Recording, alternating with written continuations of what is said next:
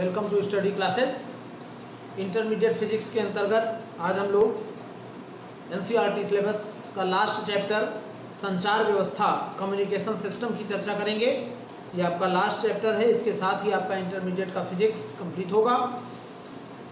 संचार व्यवस्था क्या है, कम्युनिकेशन सिस्टम हम जानते हैं। आज हमारी जो दूरसंचार प्रणाली है हम टोटली उसी पर बेस्ड हैं। एक समय था कि जब पत्र व्यवहार होते थे, पत्र लेखन की ज़रूरत होती थी, पत्र लेखन सीखने की ज़रूरत होती थी, पत्र भेजे जाते थे। आज टोटली हम मोबाइल, टेलीफोन या जो इस तरीके के दूरभाष या दूरसंचार की सेवाएं हैं उन पर डिपेंड हो गए हैं। तो संचार व्यवस्था क्या है?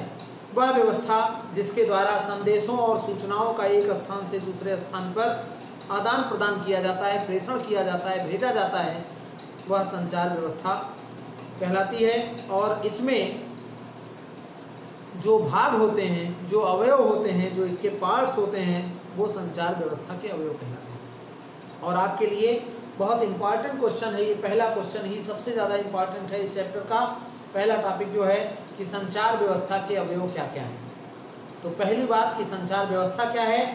वह व्यवस्था जिसके द्वारा संदेशों अथवा सूचनाओं का आदान प्रदान एक स्थान से दूसरे स्थान तक होता है, या इसको हम एक स्थान से दूसरे स्थान तक प्रेषित करते हैं। प्रेषण के रूप में केबल का प्रयोग कर सकते हैं, केबल्स वायर जो होते हैं उनका प्रयोग कर सकते हैं, अथवा विद्युत चुंबकीय तरंगों के रूप में भी इनका प्रेषण किया जाता है। तो जो ये व्यवस्था है इसे ही हम संचार व्यवस्था कहते हैं। और संचार व्यवस्था के मूलतः 3 अवयव होते हैं। कौन कौन? प्रेषित्र यानी ट्रांसमीटर, दूसरा संचार चैनल यानी ट्रांसमीटर चैनल जिसके सहायता से हम उसको ट्रांसमिट करते हैं, ट्रांसमिशन चैनल कहलाता है, और तीसरा अभिग्राही यानी रिसीवर। तो ये 3 अवयव हैं और आपसे पूछा जाता है कि संचार व्यवस्था के अवयव कौन कौन हैं, उनका ब्लॉक आरेख खींचिए या इनका योजनाबद्ध ब्लॉक आरेख खींचिए। तो हम चर्चा करते हैं संचार व्यवस्था के अवयवों की और उसके योजनाबद्ध ब्लॉक आरेख की। ये इस चैप्टर का सबसे महत्वपूर्ण प्रश्न है। संचार व्यवस्था के अवयव क्या हैं, इनका योजनाबद्ध ब्लॉक आरेख खींचिए। तो आपको ये ब्लॉक आरेख बनाना होगा। और हमने आपको बताया कि संचार व्यवस्था के 3 अवयव हैं। प्रेषित्र हम यहाँ लिख रहे हैं, आपको ये हेडिंग डाल के अपना नोट्स भी कंप्लीट करना है। प्रेषित्र, दूसरा हो जाएगा संचार चैनल, संचार चैनल, और तीसरा हो जाएगा अभिग्राही। बिल्कुल आप इसमें जो भी लिखना है बहुत आसान है लिखने के लिए। संचार व्यवस्था के अवयव क्या हैं हम फिर चर्चा कर रहे हैं। संचार व्यवस्था क्या है? वह व्यवस्था जिसके द्वारा हम संदेशों अथवा सूचनाओं का एक स्थान से दूसरे स्थान तक प्रेषण करते हैं, भेजते हैं, संचार व्यवस्था कहलाती है। इसके मुख्यतः 3 अवयव हैं। प्रेषित्र यानी ट्रांसमीटर, संचार चैनल यानी ट्रांसमिशन चैनल, और तीसरा अभिग्राही यानी रिसीवर। अब इसका ब्लॉक आरेख क्या है? एक प्रेषित्र हो गया, एक अभिग्राही हो गया। यानी पहला प्रेषित्र ट्रांसमीटर और तीसरा वाला अभिग्राही यानी रिसीवर। बीच में संचार चैनल यहाँ नहीं दिख रहा है। तो संचार चैनल क्या होते हैं? इनके बीच का जो माध्यम है वो संचार चैनल होता है। अब वो संचार चैनल क्या है? हो सकता है कि केबल बिछाई गई हो। वैसे जनरली अब केबल का काम खत्म हो रहा है, सब विद्युत चुंबकीय तरंगों के रूप में ही ट्रांसमिट हो रहा है। लेकिन यहाँ पर एक प्रेषित्र का एंटीना हो गया, एक अभिग्राही यानी रिसीवर का एंटीना हो गया, और बीच में विद्युत चुंबकीय तरंगें अथवा केबल्स जो होते हैं वो संचार चैनल का काम करते हैं। तो ये ब्लॉक आरेख हो गया।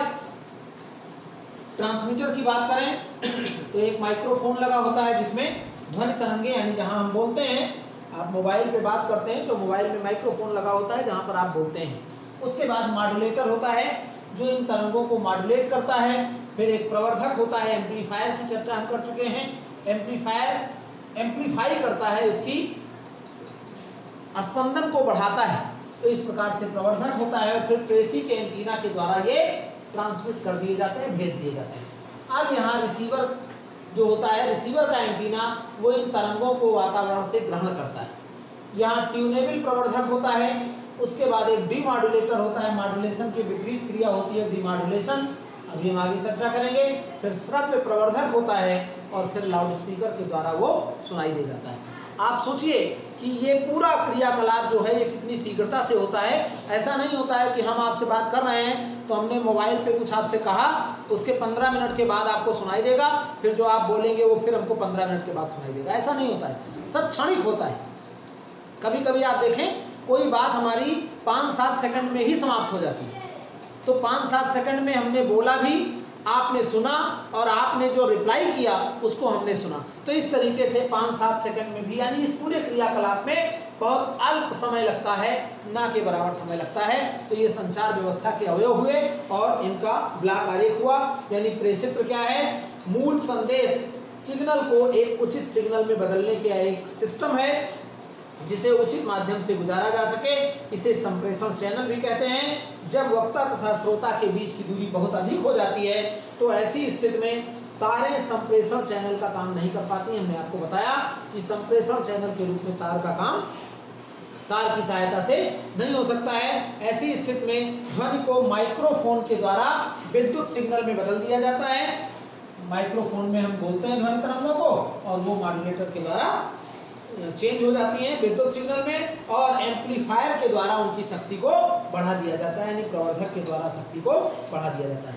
इसके पश्चात रेडियो आवृत्ति की वाहक तरंगों के साथ इनको, यानी कैरियर वेव्स जो होती हैं उनके साथ मॉड्यूलेट करके रिसीवर के द्वारा रिसीव कर लिया जाता है। अब संचार चैनल हमने आपसे बताया कि विद्युत चुंबकीय तरंगों के रूप में हो सकते हैं अथवा केबल्स के रूप में भी हो सकते हैं, बेतार अथवा मुक्त आकाश के रूप में भी संचार चैनल का प्रयोग किया जाता है। इसके बाद बात आती है रिसीवर की। तो ये रिसीवर आपका हो गया अभिग्राही एंटीना। प्रेषित्र द्वारा भेजे गए परिवर्तन सिग्नल को वास्तविक सिग्नल अथवा सूचना में परिवर्तित करता है, और परिवर्तित करने की जो ये क्रिया है इसी को हम डीमॉड्यूलेशन कहते हैं। तो मूल सिग्नल में बदल देता है ये, और फिर अब जब अभिग्राही के एंटीना पर मॉड्यूलेट तरंगें पहुंचती हैं तो वहाँ श्रव्य तरंगें उनसे अलग कर ली जाती हैं और उनको प्रवर्धित करके एम्पलीफाई करके लाउड स्पीकर में भेज दिया जाता है, और इसे ही ध्वनि तरंगों में बदलकर पुनः परिवर्तित कर दिया जाता है ध्वनि तरंगों में, और ये आगे सुनाई देती है। तो ये पूरा जो हमारा सिस्टम हुआ ये संचार व्यवस्था के जो मुख्य अवयव हैं उनका ब्लॉक आरेख हुआ। ये संचार व्यवस्था के मुख्य अवयव का योजनाबद्ध ब्लॉक आरेख। 1 नंबर 1 ये क्वेश्चन आपका बहुत इम्पॉर्टेंट भी है, कभी कभी ये 5 नंबर में भी पूछ लिया जाता है कि तीनों मुख्य अवयव लिखिए और उनका योजनाबद्ध ब्लॉक आरेख खींचिए। ये महत्वपूर्ण सवाल हो सकता है। कुछ छोटी छोटी परिभाषाएं हैं जो आपको जाननी चाहिए, जैसे सिग्नल क्या है हम इनको बता रहे हैं, आप इसको ढंग से सुनकर अपना नोट्स जरूर तैयार करेंगे। सिग्नल क्या है? यह सूचना स्रोत के द्वारा उत्पन्न सूचना का वैद्युत प्रारूप है। सिग्नल स्पंदन जो विद्युत अथवा प्रकाशीय रूप में बदली जाती है सिग्नल कहलाती है। प्रायः समय के एकल फलन के रूप में ये होता है। सिग्नल की चर्चा हम इसके पहले सेमीकंडक्टर में कर चुके हैं। सिग्नल 2 प्रकार के हो सकते हैं, एनालॉग सिग्नल हो सकते हैं या डिजिटल सिग्नल हो सकते हैं। दूसरी बात, ट्रांसड्यूसर क्या है? ट्रांसड्यूसर शब्द का प्रयोग यहाँ, ट्रांसड्यूसर माने जो परिवर्तित करता है, जो हमारा योजनाबद्ध ब्लॉक आरेख है। ट्रांसड्यूसर ऊर्जा के एक रूप को दूसरे रूप में बदलता है। यहाँ भी कुछ इसी प्रकार से होता है, परिवर्तन ट्रांसड्यूस किया जाता है, एक रूप से ऊर्जा को दूसरे रूप में बदला जाता है, तो ट्रांसड्यूसर कहलाता है। संचार व्यवस्था में प्रेषित जो होता है हमारा ट्रांसमीटर जो होता है कि निर्गत में सूचना सिग्नल जो है को तुल्य विद्युत सिग्नल में रूपांतरित किया जाता है। ट्रांसड्यूसर की सहायता से ही ये किया जाता है। मॉड्यूलेटर और प्रवर्धक होते हैं, यहाँ पर ट्रांसड्यूसर की सहायता से इनको बदल दिया जाता है। यहाँ पर आप एक चीज़ और बना सकते हैं, मुझे ऐसा लगता है वाहक तरंग दोलित रेख होना चाहिए यहाँ पर, ये इसमें आप कैरियर वेव्स नहीं कहाँ से जोड़ी जाएगी, वाहक तरंग दोलित, इसको आप योजनाबद्ध ब्लॉक आरेख में ऐड कर लेंगे। वाहक तरंग दोलित होंगी जिससे कैरियर वेव्स इन पे अप्लाई कर दी जाती है। तो ये ट्रांसड्यूसर की बात हुई जो ऊर्जा के एक रूप को दूसरे रूप में बदलता है, और ग्राही में उन्हीं विद्युत सिग्नल को पुनः सूचना सिग्नल के रूप में बदल दिया जाता है। तो ऊर्जा के एक रूप से दूसरे रूप में परिवर्तन के लिए हम ट्रांसड्यूसर का प्रयोग करते हैं। ये एक ऐसी युक्ति है जिससे ऊर्जा के एक स्वरूप को दूसरे स्वरूप में बदला जाता है। शोर, तमाम प्रकार के अवांछित सिग्नल, हम मोबाइल से बात करते समय भी बीच बीच में जो डिस्टरबेंस होता है उसको हम शोर कह सकते हैं, कोई इसकी विशेष आवश्यकता नहीं है, ये सब लोग जानते हैं। प्रवर्धन, प्रवर्धक हम पढ़ा चुके हैं। एम्पलीफायर किसी इलेक्ट्रॉनिक परिपथ के द्वारा सिग्नल की प्रबलता को बढ़ाने की प्रक्रिया एम्पलीफिकेशन यानी प्रवर्धन कहलाती है। और संचार चैनल में सिग्नल की क्षीणता की क्षतिपूर्ति के लिए प्रवर्धन आवश्यक है। जितने लाउड स्पीकर रखे होते हैं, माइक रखे होते हैं, वहाँ पे एम्पलीफायर जरूर रखा होता है, काले रंग का डिब्बा जो एम्पलीफिकेशन का काम करता है। इसकी चर्चा हम कर चुके हैं। परास, प्रेषित्र यानी ट्रांसमीटर अथवा अभिग्राही यानी रिसीवर के सिरों के बीच की वह अधिकतम दूरी जहां तक सिग्नल को पर्याप्त प्रबलता के साथ ग्रहण किया जा सकता है, परास कहलाता है। रेंज, आप इसके पहले जब प्रक्षेप पथ की बात की गई है, प्रोजेक्टाइल मोशन, वहां पे परास बताया गया है कि कहां तक पिंड को प्रक्षेपित किया जाता है, उसी को परास कहते हैं। तो बैंड चौड़ाई क्या है? सिग्नल में उपस्थित तरंगों की आवृत्ति का जो परास होता है उसे बैंड चौड़ाई कहते हैं। श्रव्य और वीडियो चैनलों के लिए या तरंगों के लिए जो बैंड चौड़ाई है वो अलग अलग होती है।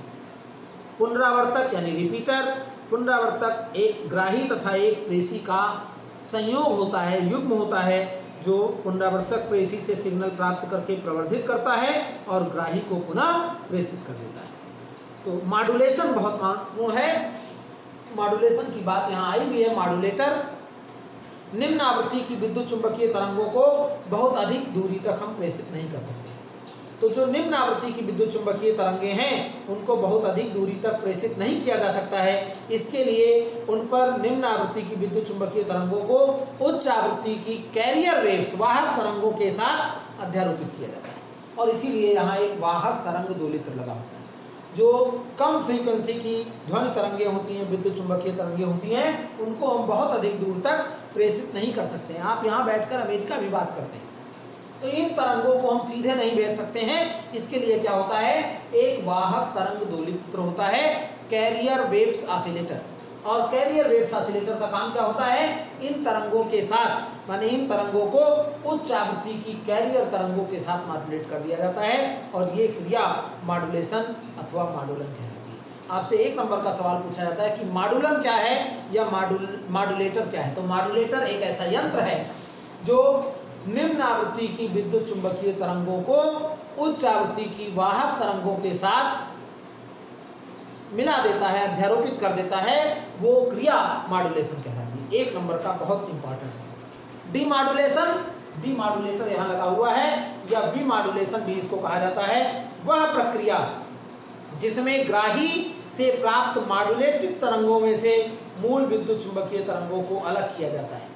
यानी जो कैरियर वेव्स यहाँ डाली गई थी, निम्न आवृत्ति की विद्युत चुंबकीय तरंगों के साथ उच्च आवृत्ति की जो कैरियर वेव्स मिलाई गई थी, उन कैरियर वेव्स को अलग करने की क्रिया को डीमॉड्यूलेशन या विमॉड्यूलन कहा जाता है। मॉड्यूलन और विमॉड्यूलन ये दोनों महत्वपूर्ण हैं। ट्रांसड्यूसर महत्वपूर्ण है। मैंने ये परिभाषाएं बताई कि ये आपसे परीक्षा में पूछी भी जा सकती हैं।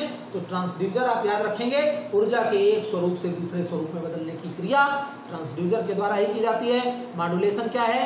निम्न आवृत्ति की विद्युत चुंबकीय तरंगों को उच्च आवृत्ति की तरंगों के साथ अध्यारोपित करने की क्रिया मॉड्यूलेशन कहलाती है और ये कार्य जिस यंत्र के द्वारा किया जाता है उसे मॉड्यूलेटर कहा जाता है। जब ये रिसीवर पर रिसीव हो जाता है तो यहाँ पर इनको वाहक तरंगों को अलग किया जाता है, यानी उच्च आवृत्ति की वाहक तरंगों को निम्न आवृत्ति की विद्युत चुंबकीय तरंगों से अलग किया जाता है। इस क्रिया को डीमॉड्यूलेशन अथवा विमॉड्यूलन कहा जाता है। ये बात हुई आपकी जो संचार व्यवस्था के योजनाबद्ध आरेख है, जो इसका मुख्य भाग है, या ये कह सकते हैं कि जो इससे संबंधित मुख्य टॉपिक है, उसकी चर्चा हम कर रहे हैं।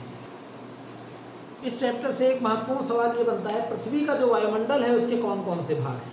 तो पृथ्वी के वायुमंडल के मुख्यतः जो भाग हैं उनमें क्षोभ मंडल, समताप मंडल, मध्य मंडल और आयन मंडल, यानी 4 भाग हैं।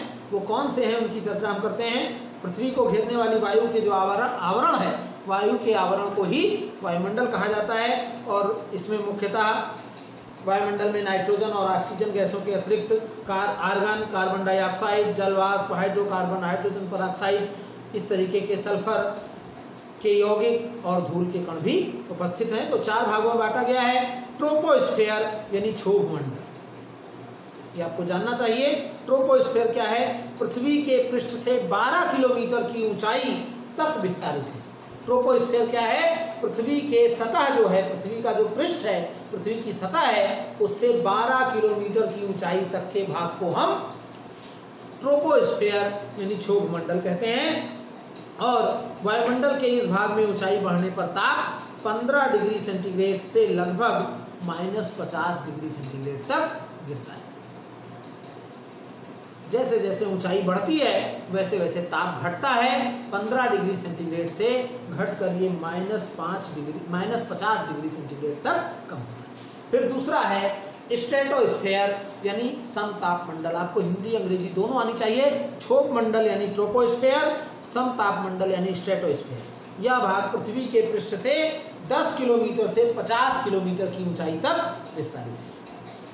पृथ्वी के पृष्ठ के ऊपर लगभग 30 किलोमीटर से 50 किलोमीटर तक विस्तारित मंडल ओजोन से संघनित है, ओजोन परत जिसको कहा जाता है, और इसका ताप -50 डिग्री सेंटीग्रेड से लगभग 10 डिग्री सेंटीग्रेड तक बढ़ता है। इसके ऊपरी भाग में लगभग 20 किलोमीटर मोटाई की ओजोन परत है। हमने बताया कि ओजोन से संघनित है और इसी को ओजोन परत भी कहा जाता है।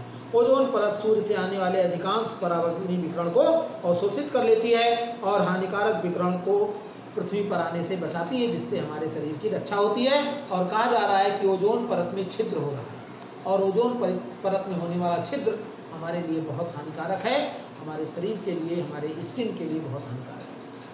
तो व्यवहारिक रूप से ओजोन परत 300 नैनोमीटर से कम तरंगदैर्घ्य के सभी विकिरण को अवशोषित करती है। इसके बाद मध्यमंडल मेसोस्फीयर। तो मेसोस्फीयर क्या है? पृथ्वी से 50 किलोमीटर से 80 किलोमीटर तक विस्तारित है और इसमें ताप 10 डिग्री सेंटीग्रेड से -90 डिग्री सेंटीग्रेड तक गिरता है। 10 से घटकर -90 तक पहुंचता है। और चौथा है आयन मंडल यानी आयनोस्फीयर। यह पृथ्वी के पृष्ठ से 80 किलोमीटर से 400 किलोमीटर तक विस्तारित है। आयन मंडल में पृथ्वी के पृष्ठ से ऊपर जाने पर ताप बढ़ता जाता है। आयन मंडल के इस भाग को ही ताप मंडल यानी थर्मोस्फेयर भी कहते हैं। आयन मंडल, आयनोस्फेयर या थर्मोस्फेयर एक ही बात होती है। आयन मंडल में सूर्य से आने वाली पराबैंगनी तथा एक्स किरणें आयनन उत्पन्न करती हैं, आयनन की क्रिया करती हैं, आयोनाइजेशन करती हैं। अतः इस भाग में अधिकांशतः मुक्त इलेक्ट्रॉन और धन आयन ही पाए जाते हैं। क्यों? क्योंकि यहाँ आयोनाइजेशन की क्रिया होती रहती है और चूंकि धन आयन या मुक्त इलेक्ट्रॉन ही पाए जाते हैं, इसलिए इस भाग को हम आयन मंडल कहते हैं। और पृथ्वी के पृष्ठ से 110 किलोमीटर की ऊंचाई पर इलेक्ट्रॉनों की सांद्रता बहुत अधिक हो जाती है और ऊर्ध्वाधरता कई किलोमीटर ऊपर की ओर विस्तारित होती है। इलेक्ट्रॉनों की यह परत केनेली हेवेसाइट परत कहलाती है। इसे ई परत भी कहते हैं, ई लेयर भी कहते हैं, ई परत कहते हैं। और इसके जो बाद 250 किलोमीटर की ऊंचाई तक इलेक्ट्रॉनों की सांद्रता काफ़ी घटती है। इसके उपरांत इलेक्ट्रॉनों की एक दूसरी परत आती है जिसे एफ परत या एपेल्टन परत कहते हैं। एपेल्टन परत, वहाँ पर इलेक्ट्रॉनों की सांद्रता काफ़ी घटती है। तो इस प्रकार से ये जो वायुमंडल की बात हुई। एक बहुत महत्वपूर्ण सवाल इसका कि मॉड्यूलन की आवश्यकता क्या है? मॉड्यूलन की आवश्यकता क्या है? ये बहुत महत्वपूर्ण सवाल हो सकता है आपके लिए। किसी संचार व्यवस्था, हमने मॉड्यूलन बताया क्या है? जो निम्न आवृत्ति की ध्वनि तरंगें होती हैं उनको वाहक तरंग दोलित्र की सहायता से उच्च आवृत्ति की कैरियर वेव्स के साथ अध्यारोपित करने की घटना मॉड्यूलेशन कहलाती है। मॉड्यूलेशन की आवश्यकता क्या है, इसकी हम चर्चा करें अगर, तो किसी संचार व्यवस्था में संचार चैनल जो होते हैं या ये कह लीजिए संदेश सिग्नल जो होते हैं, उनका आवृत्ति परास जो है वो 20 हर्ट्ज से 20 किलो हर्ट्ज तक होता है। तो किसी दूरस्थ स्थान तक इन तरंगों को प्रेषित करने के लिए माइक्रोफोन के द्वारा विद्युत सिग्नल में बदला जाता है, जिसका आवृत्ति परास भी 20 हर्ट्ज से 20 किलो हर्ट्ज होता है। इन सिग्नल को लंबे परास की दूरी पर सीधे संप्रेषित नहीं कर सकते हैं, फ्रीक्वेंसी इनकी कम होती है। इस कम फ्रीक्वेंसी को अधिक दूर तक हम संप्रेषित नहीं करते। तो इसके लिए क्या कठिनाइयाँ उत्पन्न होती हैं? आप अगर एक कैलकुलेशन देखें कि अगर सिग्नल को हम प्रेषित कर रहे हैं तो एंटीना का जो आकार होगा लैम्डा बराबर c/b होता है, 3 × 10⁸ मीटर प्रति सेकंड c का मान, और अगर हम 20 किलोहर्ट्ज ले रहे हैं तो 20 × 10⁻3, और 20 × 10⁻3 इसको हम सरल करेंगे तो 1.5 × 10⁻3 यानी 1.5 किलोमीटर आएगा। ये 3 कट जाएगा 6 यानी 5 बचा, ये 15 आएगा, 15 किलोमीटर। तो अब आप सोचिए एंटीना का जो आकार है वो तरंगदैर्घ्य के कोटि का होना चाहिए, और एंटीना का जो न्यूनतम आकार है वो तरंगदैर्घ्य के चौथाई भाग के बराबर होता है, λ/4। ये मिनिमम साइज होता है। तो 15/4 माने 3.75 किलोमीटर। अब आप सोचिए कि 3.75 किलोमीटर लंबा हम एंटीना लगाएंगे तब इन तरंगों को भेजा जा सकता है। तो मॉड्यूलन की आवश्यकता यही है कि अगर हम इन तरंगों को जो फ्रीक्वेंसी है वो फ्रीक्वेंसी बढ़ा दें।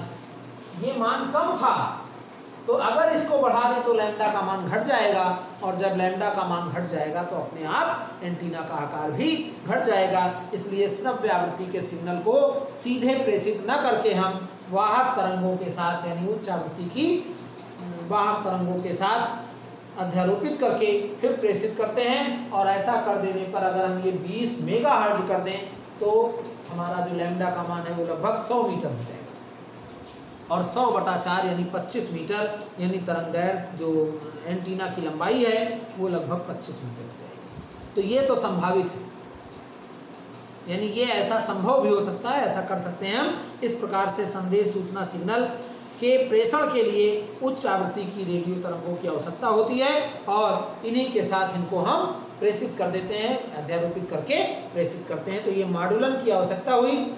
इसके अतिरिक्त कम शक्ति का प्रभावी विकिरण होना भी आवश्यक है, यानी यह ज्ञात होता है कि लैम्डा लंबाई के रेखीय एंटीना द्वारा विकिरित जो शक्ति है वो तरंगदैर्घ्य पर निर्भर करती है, और तरंगदैर्घ्य के वर्ग के व्युत्क्रमानुपाती है। तरंगदैर्घ्य कम होगा तो P का मान अधिक होगा, यानी हमको तरंगदैर्घ्य कम रखनी है, तरंगदैर्घ्य ज़्यादा नहीं होनी चाहिए। इस प्रकार से निश्चित लंबाई के एंटीना के द्वारा लघु तरंगदैर्घ्य के सिग्नल को अधिक शक्ति का विकिरण होगा, और उसको हम जो प्रेषित करने के लिए हमको अपेक्षाकृत आसानी होगी और शक्ति अधिक होगी। यही कारण है कि उच्च आवृत्ति की तरंगों का प्रयोग वाहक तरंगों के रूप में मॉड्यूलन के लिए किया जाता है। इसके अतिरिक्त एक बात और आती है कि सिग्नल का मिश्रित होना।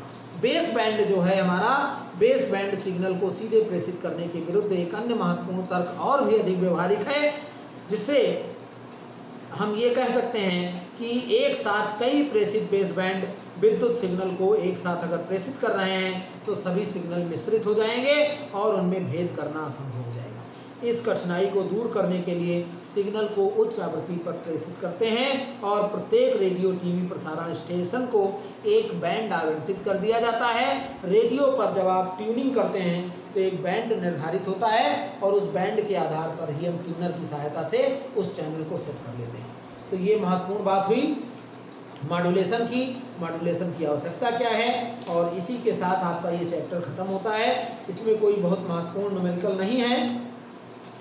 एंटीना की लंबाई कभी कभी पूछ लेता है, या क्षितिज से दूरी पूछ लेता है।